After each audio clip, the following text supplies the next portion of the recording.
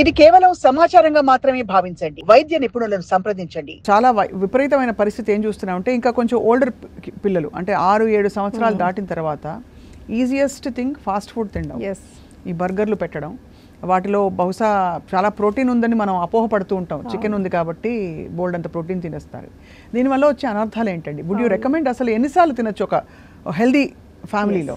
యూజువల్గా first birthday తర్వాత after 1 year diet is just like an adult diet. Family pot diet అంటాం. వాళ్ళకి సెపరేట్గా తయారు చేయాల్సిన అవసరం లేదు.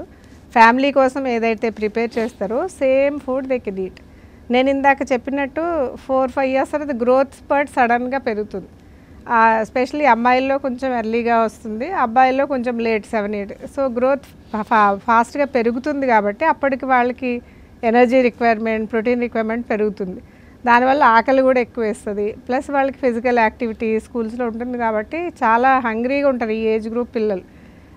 ఆ ఏజ్లో కనుక వాళ్ళు ఆకలేస్తే ఏది కనపడితే అది తినేస్తుంటారు. కోర్స్ మనం ఏది వద్దంటే దాని మీద క్రేజ్. మనమైనా కూడా స్వీట్ వద్దంటే మనకి స్వీట్ తినాలనిపిస్తుంది కదా. అట్లే వాళ్ళకి అవైలబుల్ ఫుడ్స్, హోమ్ అవైలబుల్ ఫుడ్సే హెల్తీగా ఉండేటట్టు బ్యాలెన్స్డ్ ఫుడ్ అంటే ఫ్రూట్స్, వెజిటబుల్స్, అలాగే బేస్గా రైస్లో కూడా మనం బ్రౌన్ రైస్ వాడితే చాలా మంచిది పిల్లలకు కూడా. ఎందుకంటే పాలిష్డ్ రైస్లో అవుటర్ కోటింగ్ పోతుంది కాబట్టి అవుటర్ కోటింగ్లో ఉన్న విటమిన్స్ అన్నీ they lose. So brown rice ఇస్తే those vitamins also they get. అలాగే రైస్ క్వాంటిటీ తక్కువ, కూర ఎక్కువ తినడం నేర్పాలి. ఎందుకంటే ఎక్కువ కార్బోహైడ్రేట్స్ ఉంటే అన్నెసెసరీ ఫ్యాట్ అక్యుములేట్ అవుతుంది కాబట్టి మనం దాల్ ప్రపోర్షన్ డెఫినెట్గా ప్రోటీన్ పప్పులుగా ఎనీ దాల్, కందిపప్పు కానీ పెసరపప్పు కానీ అది కంపల్సరీ డైట్లో ఉండేటట్టు చూసుకోవాలి. అలాగే వీటితో పాటు లీఫీ వెజిటబుల్ అనేది పిల్లలకి చాలా అవసరం. మనం కనుక చూస్తే ఇండియన్ చిల్డ్రన్లో more than 60% of the children have iron deficiency anaemia. ఎందుకంటే వాళ్ళు తినే ఆహారంలో సరైన ఐరన్ మోతాదు సరిపోవట్లేదు.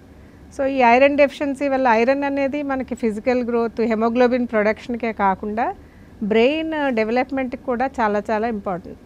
సో మనం కనుక ఐరన్ ఈ గ్రోత్ ఫేజ్లో ఐరన్ డెఫిషియన్సీ ఉంటే మన తర్వాత ట్రీట్మెంట్ ఇచ్చినా హెమోగ్లోబిన్ కరెక్ట్ అవుతుంది, కానీ బ్రెయిన్లో ఏదైతే అబ్నార్మాలిటీస్ డెఫిషియన్సీ వల్ల వస్తాయో అవి కరెక్ట్ చేయడం చాలా కష్టం.